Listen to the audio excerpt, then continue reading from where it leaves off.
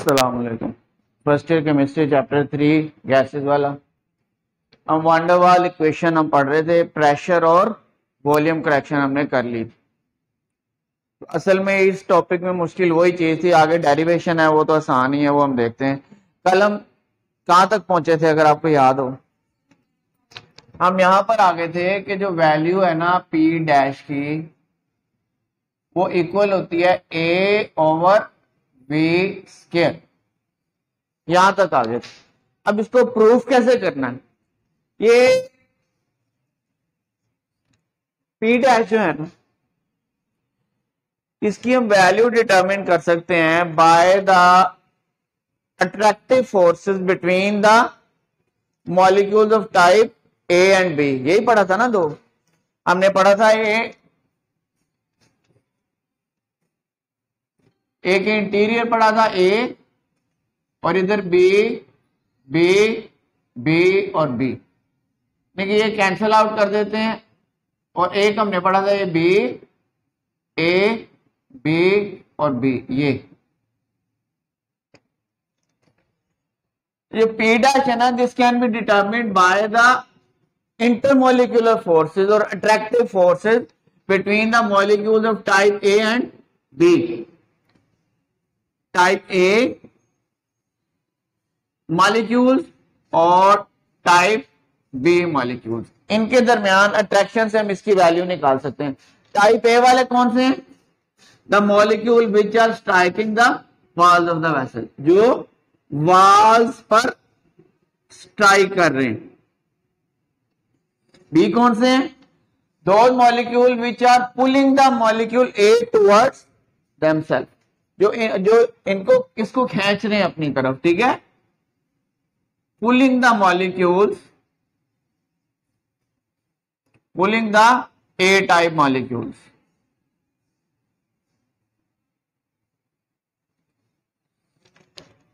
अब इन दोनों के दरमियान जो अट्रैक्शन है उस पर इसकी वैल्यू डिपेंड करती है। अब जितने मॉलिक्यूल ए और बी के ज्यादा होंगे उतनी फिर अट्रैक्शन भी बनेगी, उतने ही मॉलिक्यूल में बनेंगी। तो मॉलिक्यूल की जितनी तादाद ज्यादा होगी उतनी उनकी कंसंट्रेशन ज्यादा होगी। ठीक है, तो हम कह सकते हैं कि इनकी जो टाइप्स ऑफ मॉलिक्यूल की तादाद है ये इनके कंसंट्रेशन के प्रोपोर्शनल है। अब ये जो पी डैश है ना, ये हम निकाल सकते हैं, will be directly proportional to the concentration of type A molecule into concentration of type B molecule. C है कंसंट्रेशन, इनकी मिकदार ए वालों की और बी, जितनी ज्यादा होगी उतनी अट्रैक्शन होंगी। और ये आपको पता है अट्रैक्शन से आता है अमाउंट ऑफ प्रेशर लेसन, जो कम होता है, ये हमने कल पढ़ा था। अब ए सी ए क्या है? ए वाले मॉलिक्यूल्स की कंसंट्रेशन। अब कंसंट्रेशन हम कहते हैं number of moles per unit volume. अगर ए वाले मॉलिक्यूल्स के नंबर ऑफ मोल्स n है और बी वाले के भी n है, और दोनों के टोटल मॉलिक्यूल को हम वॉल्यूम पर डिवाइड कर दें, तो कंसंट्रेशन का फार्मूला बनता है number of mole per unit volume. ठीक है, तो आपने 9th में कंसंट्रेशन यूनिट पढ़े हुए हैं, परसेंटेज पढ़ा हुआ है, मोलैरिटी पढ़ा हुआ है, मोलैलिटी पढ़ा हुआ है, शायद पढ़ा हुआ है ना। परसेंटेज क्या है? मास ऑफ सोल्यूट इन ग्राम या cubic centimetre divided by volume और मास ऑफ सोल्यूशन। वॉल्यूम भी हो सकता है, मास भी हो सकता है, इनटू 100 वो परसेंटेज था। और मोलैरिटी क्या है? मोलैरिटी था number of moles of solute dissolve पर डेसीमीटर क्यूब ऑफ सोल्यूशन। और मोलैरिटी क्या था? Number of moles of solute dissolve पर केजी ऑफ सॉल्वेंट। ये सारे आपने पढ़े हुए हैं। ठीक है, अब मेरा ख्याल है मोलैरिटी पढ़ा आपने, मोलैलिटी नहीं पढ़ा। मोलैलिटी फर्स्ट ईयर में है आपके 9th चैप्टर में, फिर आप पढ़ लेना। यानी कि कंसंट्रेशन जो है ना, ये वाला इसका फार्मूला होता है। तो इसकी जगह भी हम ये पुट कर सकते हैं, पी डैश की जगह पर सी ए की जगह पर number of moles per unit volume of A molecule, और इसकी जगह पे ये डॉट मल्टीप्लीकेशन है, इसकी जगह पे लिख सकते हैं number of molecule divided by V. अब यहाँ पे ए बी क्यों नहीं लिखा हमने? ए बी क्यों नहीं? इधर ए लिखना चाहिए था ना, क्योंकि गैस एक ही है, मॉलिक्यूल सारे एक ही जैसे हैं। हमने सिर्फ इनको डिवाइड किया कि जो वाल पे स्ट्राइक कर रहे हैं वो ए है और जो पुल कर रहे हैं वो बी है तो सारे एक ही हैं, इसलिए हमने उनको ए बी को यहां से जो है ना रिमूव कर दिया। तो तादाद आ गई। अब इसको इससे मल्टीप्लाई कर दें कंसेंट ये, तो ये आ जाएगा आपके पास N square over V square. अब इस प्रोपोर्शनैलिटी साइन को आप इक्वल में चेंज कर दें तो पी डैश आएगा, यहाँ पे प्रोपोर्शनैलिटी साइन प्रोपोर्शनैलिटी कांस्टेंट है ए, तो आ जाएगा n square over V square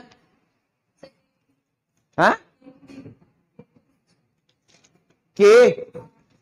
ये क्वेश्चन आपने उसमें प्रेशर करेक्शन में वॉल्यूम करेक्शन में नहीं पूछा, उधर भी तो हमने ए भी लिखा है वही वाला।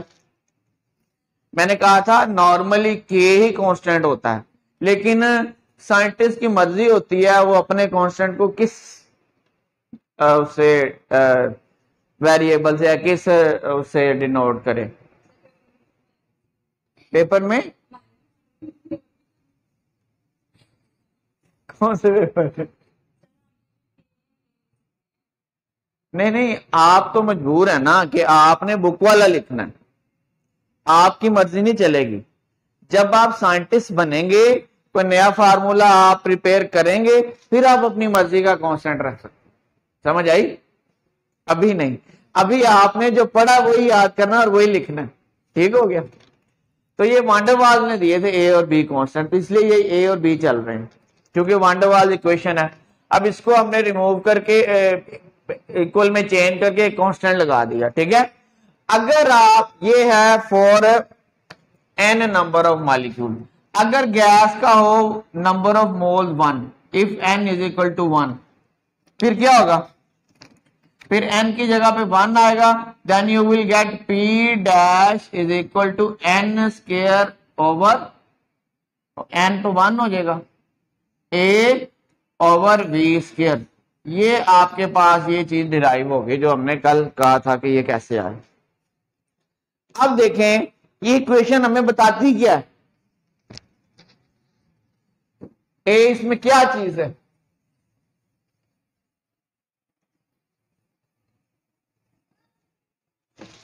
देखें इसको हम इधर लिख लेते हैं, P dash is equal to A over V square. ये है amount of pressure lessened due to attractive. कल आपने पढ़ा था, अगर आपको याद हो, ये formula P I is equal to P plus P dash.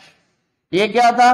जो प्रेशर कम होता है, यानी कि पीछे से मॉलिक्यूल को अट्रैक्शन है तो वो फोर्स कम लगाएगा, उस कम फोर्स की वजह से उसका प्रेशर कम होगा, ये वो अमाउंट है। ये कौन सी है? जो प्रेशर फोर्स वो अप्लाई करेगा, जो वो वाला प्रेशर। और ये क्या है? इन दोनों का टोटल। अब ये पी डैश आपके पास आ गया। ठीक है? अब इसमें देखें ए जो है ना, ए इज कांस्टेंट फॉर प्रोपोर्शनैलिटी है। यहां क्या है? ए इज कांस्टेंट फॉर प्रोपोर्शनैलिटी। मतलब क्या होता है इसका? क्या मतलब होता है इसका? मतलब होता है कि प्रोपोर्शनैलिटी के साइन को इक्वल में चेंज करके ये हमने कांस्टेंट लगाया। अब होता क्या है ये? दिस इज किस वजह से होता है? आपने बी पढ़ा था, वो डिपेंड करता साइज ऑफ मॉलिक्यूल, पढ़ा था ना। जैसे मॉलिक्यूल का साइज बड़ा होता है तो बी की वैल्यू भी बड़ी ज्यादा हो जाती है। यहाँ पे ए आप पढ़ रहे हैं अट्रैक्शन फोर्सेस की, अट्रैक्शन की वजह से फोर्स कम हो रही है ना, प्रेशर कम हो रहा है। मॉलिक्यूल के दरमियान जो अट्रैक्शन है उसकी वजह से प्रेशर डिक्रीज हो रहा है, जिस वजह से आपके पास ये आया कांस्टेंट। तो ये है अट्रैक्टिव फोर्स के लिए कांस्टेंट। क्या है? और इसका नाम है कोफिशिएंट फॉर अट्रैक्शन। कोफिशिएंट हम किसी भी वैल्यू को कहते हैं, डिजिट को 1 2 3 कोई भी हो सकती है, कांस्टेंट भी हो सकती है। कोफिशिएंट फॉर अट्रैक्शन या attraction per unit volume, attraction per unit volume. अब देखिए ये अमाउंट ऑफ प्रेशर लेसन, जो प्रेशर डिक्रीज हुआ, ये इसके डायरेक्टिव प्रोपोर्शन है, वॉल्यूम के इनवर्सली है। मतलब अगर अट्रैक्टिव फोर्सेस ज्यादा होंगी तो प्रेशर जो अमाउंट लेस होगी वो भी ज्यादा होगी और वॉल्यूम ज्यादा होगा तो प्रेशर कम होगा, वॉल्यूम कम होगा तो प्रेशर ज्यादा। मतलब बच्चा, कल मैंने आपको एग्जांपल दी, एक बच्चा जा रहा हो किसी दूसरे बच्चे के साथ जो है ना वो स्ट्राइक कर जाता है, टकरा जाता है, तो उसको जो है ना वो ज्यादा फोर्स लगती है, दूसरा बच्चा गिर सकता है, चोट भी लग जाती है, ठीक है। अब फिर वो बच्चा जा रहा है, इधर देख दूसरा बच्चा, दूसरे बच्चे ने उसको पकड़ लिया, पकड़ने की, वो तेजी से जा रहा था, पकड़ने की कोशिश की और उसको लग गया वो, लेकिन उसने पकड़ा, थोड़ी सी फोर्स लगाई है, वो पहले वाली फोर्स जो उसने लगाई थी वो उससे कम लगेगी, क्योंकि कुछ इसको उसने पीछे से खींच लिया, और उसको बच्चा खींच रहा है। अगर वो फिर जा रहा है, मैं खींच लूं तो मैं ज्यादा फोर्स से खींच रहा हूं, अब और ज्यादा प्रेशर कम हो जाएगा, मतलब अट्रैक्टिव फोर्सेस बढ़ गई तो अमाउंट ऑफ प्रेशर जो उसने अप्लाई किया वो कम हो गया। ये डायरेक्ट अट्रैक्टिव फोर्स अगर ज्यादा होगी तो प्रेशर लेसन वो भी ज्यादा होगा, और अगर वॉल्यूम ज्यादा होगा तो फिर ये कम होगा, क्योंकि ये इनवर्स में है, वो डायरेक्ट रिलेशन में, ठीक है। अब ये जो ए है ना, इसे भी कांस्टेंट होता है और हर गैस के लिए इसकी खास वैल्यू होती है, ठीक हो गया। जिस तरह बी भी कांस्टेंट, तो हर गैस के लिए उसकी एक खास वैल्यू होती है। अब देखिए हमारे पास दोनों करेक्शंस आ गई हैं, आ गई है ना।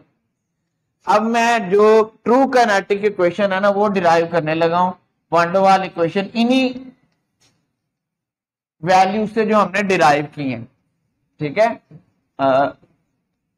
ये ज़हन में रखना आप।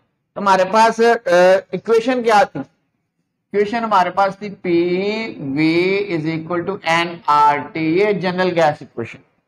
अगर अब ये है एन नंबर ऑफ मोल्स के लिए, अगर आपके पास ये 1 नंबर ऑफ मोल हो गैस का तो ये 1 हो जाएगा, you will get P V is equal to R T.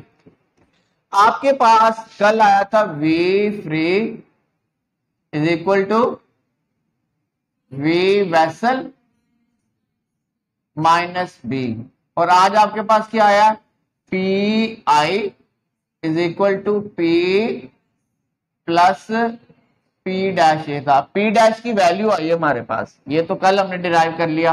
P dash की वैल्यू यहां पे लगा दें, पी आई प्लस पी, इसकी वैल्यू आई हमारे पास ए ओवर वी स्क्वायर, ठीक है।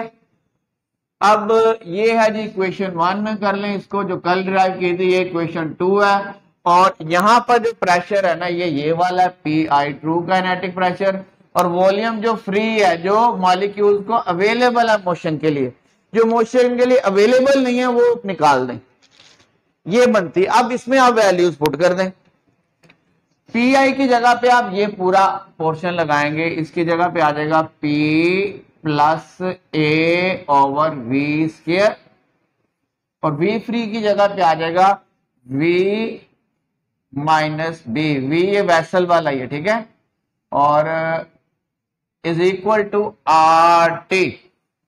अब हमने प्रेशर और वॉल्यूम में करेक्शन कर दी, और करेक्शन हमने इस इक्वेशन में for 1 mole of gas put कर दी, ठीक है। ये है वन डर वाल्स इक्वेशन। अब ये है for 1 number of molecule, for n number of molecules, ठीक है, n number of moles, n number of moles. उसके लिए क्या होगा, उसके लिए होगा p प्लस, अभी आपने पढ़ा इसके साथ क्या था, n square a over v square, और इसकी जगह पे था v माइनस n लगेगा इधर n b, और ये हो जाएगी n r t। This equation is called one डर वाल इक्वेशन फॉर रियल गैसेस। आगे समझ। अब इसमें देखें ए और बी है, ए और बी आर कॉल्ड वन डर वाल कांस्टेंट्स। यहां तक आपने डिराइव करके छोड़ देनी है बस, प्रेशर कलेक्शन, वॉल्यूम करेक्शन, और यहां तक आगे जो है ना ए और बी के यूनिट्स हैं वो अलग से शॉर्ट क्वेश्चन में पूछ लेते हैं, ठीक है, लॉन्ग में नहीं लिखने, 4 नंबर का होता है, अगर आपने लिखना तो लिख दें, वैसे बनता यहीं तक है आंसर, ठीक है। अब इनमें इसके ना यूनिट्स निकाल लेते हैं। यूनिट्स फॉर ए,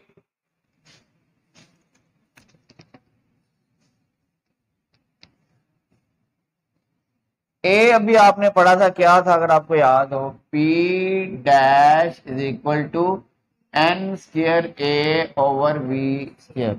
ए की वैल्यू निकालें, इसको इधर मल्टीप्लाई करें और इसको डिवाइड करें तो ए की आएगी value P dash V square over N square, pressure atmosphere में, और वॉल्यूम डेसीमीटर क्यूब और ये स्क्वायर, और नंबर ऑफ मोल ये आ गया मोल का स्क्वायर। अब इसको करें, क्या आ जाएगा आपका एटमॉस्फेयर, इसको ओपन कर दें, डेसीमीटर क्यूब 6 और ये ऊपर गया तो पर मोल स्क्वायर। ये है यूनिट्स ऑफ ए। अगर आप ऐसा यूनिट्स यूज करें तो ऐसा यूनिट्स में आपको पता है प्रेशर का यूनिट होता है न्यूटन पर मीटर स्क्वायर और वॉल्यूम का होता है मीटर क्यूब। ठीक है, अब आप लगाएं यहां पर, देखें इस P की जगह पे अगर आप ये पुट करें, P की जगह पे आ जाएगा न्यूटन पर मीटर स्क्वायर और वॉल्यूम की जगह पे आ जाएगा meter cube into square divided by नीचे तो वही रहेगा मोल स्क्वायर। इसको करें, ये आ जाएगा ओपन करें न्यूटन पर मीटर स्क्वायर इंटू ये आ जाएगा मीटर की 6। अब ये माइनस का 2 प्लस के 2 से कैंसिल हो जाए, ये 4 रह जाएगा और डिवाइडेड बाय मोल का स्क्वायर। अब आप इसको करें, आ जाएगा न्यूटन ये मीटर की प्लस 4 और ये ऊपर गया तो आ गया पर मोल स्क्वायर। ये बनते हैं ए के यूनिट्स। ठीक है, बी के यूनिट्स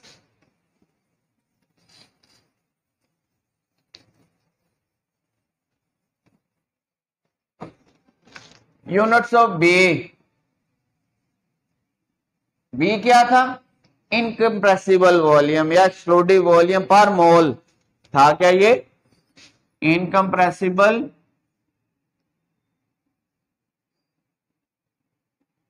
वॉल्यूम पर मोल ऑफ गैस या एक्सप्लोडेड वॉल्यूम। इनकम्प्रेसिव आता है वॉल्यूम तो ये आएगा वॉल्यूम के यूनिट डिवाइडेड बाय मोल, और वॉल्यूम का यूनिट क्या होता है डेसीमीटर क्यूब और ये ऊपर गया तो पर मोल। ये आ गया आपका सिंपल।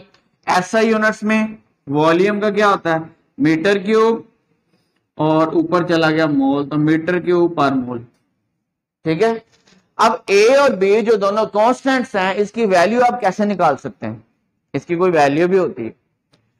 अगर आप एक गैसियस सिस्टम लें, कोई भी गैस है सिलेंडर में बंद कर दें, उस पर आप उसकी दो डिफरेंट कंडीशंस ले लें, प्रेशर वॉल्यूम और टेम्परेचर, यानी कि pressure initial pressure final P1 P2 V1 V2 और T1 T2, फिर उसको फिर आप फार्मूले से ना आप ये वैल्यूज निकाल सकते हैं किसकी क्या है, लेकिन वो आपके सिलेबस में नहीं है, जरूरी नहीं है। बस इतना ही आपने लिख देना कि we can find the values of a and b bye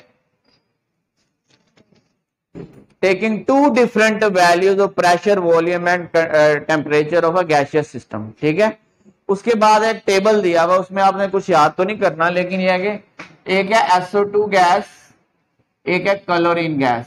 SO2 का A फैक्टर 6.170 है और Cl2 का 6.49 समथिंग है, 3 जो भी है। अब देखें इसी तरह जो हाइड्रोजन गैस है ना, इसके लिए गिवन है ये 0.245, आगे वही जो हमने यूनिट ए के लगाए थे। ठीक है, एटमॉस्फेयर DM6 पर मोल स्क्वायर वो वाले। अब देखें, और हाइड्रोजन की एक बी वैल्यू भी दी हुई है, वो है 0.0266 डेसीमीटर क्यूब पर मोल। अब देखें इनके लिए ए की वैल्यू क्यों ज्यादा है। ए किसके लिए होता है, अट्रैक्टिव फोर्सेस के लिए, मतलब ये पोलर गैसेस हैं, हैलोजेंस भी पोलर होते हैं, इनमें पोलैरिटी हो जाती है, हम 4th चैप्टर में पढ़ेंगे स्टार्ट में। वैसे तो दोनों Cl हैं, इसमें इलेक्ट्रोनेगेटिविटी के डिफरेंस की वजह से पोल्स नहीं बनते, इसमें पोलराइजेबिलिटी की वजह से बनते हैं, और SO2 तो है ही पोलर, इन दोनों का इलेक्ट्रोनेगेटिविटी डिफरेंस। तो पोलर गैसेस में अट्रैक्शन ज्यादा होती हैं, जब अट्रैक्शन ज्यादा होगी तो इनका ए फैक्टर ज्यादा होगा। इसका ए वैल्यू कम क्यों है, इसकी एक हाइड्रोजन, इसमें देखें नॉन पोलैरिटी, इसका साइज भी छोटा है, पोलराइजेबिलिटी भी नहीं होगी और पोल्स तो पहले ही नहीं है, तो इसमें अट्रैक्शन है ही नहीं ना होने के बराबर इसके आपस में मॉलिक्यूल्स में। और बी वैल्यू भी देखें बहुत कम है, 0.0 है, मतलब इसका बी वैल्यू साइज पे डिपेंड करता है। ये सबसे स्मॉलर, आपको पता है सबसे पहला पीरियोडिक टेबल का आइटम है, सबसे स्मॉल साइज इसका, तो साइज भी स्मॉल है और अट्रैक्टिव फोर्सेस भी नहीं है, इसलिए इसके दोनों फैक्टर ए और बी स्मॉल है। अब इसका जो बी फैक्टर थोड़ा एक्सप्लेन किया, ये क्या बताता हमें, ये बताता ये है कि अगर हम ये जो डेसीमीटर क्यूब है ना, इसको हम सेंटीमीटर क्यूब में करें तो इसको आप 1000 से मल्टीप्लाई करेंगे, आएगा 1 2 3, यही आएगा ना, 26.6 क्यूबिक सेंटीमीटर पर मोल। मतलब पर मोल का मतलब अगर आपके पास हाइड्रोजन का 1 मोल हो, 1 मोल में एक बार तो 1.008 और 2 है तो 2 से मल्टीप्लाई करें तो 2.016 ग्राम बनता है 1 मोल हाइड्रोजन का मास। अगर आपके पास इतने ग्राम हाइड्रोजन हो और वो गैस अपनी क्लोजेस्ट अप्रोच में हो, क्लोजेस्ट अप्रोच कल आपने पढ़ा कि हाईली कंप्रेस स्टेट में हो लेकिन लिक्विड स्टेट में ना हो, उस वक्त इसके 1 मोल का जो वॉल्यूम है ना वो 26.6 क्यूबिक सेंटीमीटर होगा। ये टोटल आपकी इंफॉर्मेशन वंडरवाल इक्वेशन की कंप्लीट होगी। इसमें से कोई क्वेश्चन है तो पूछ ले।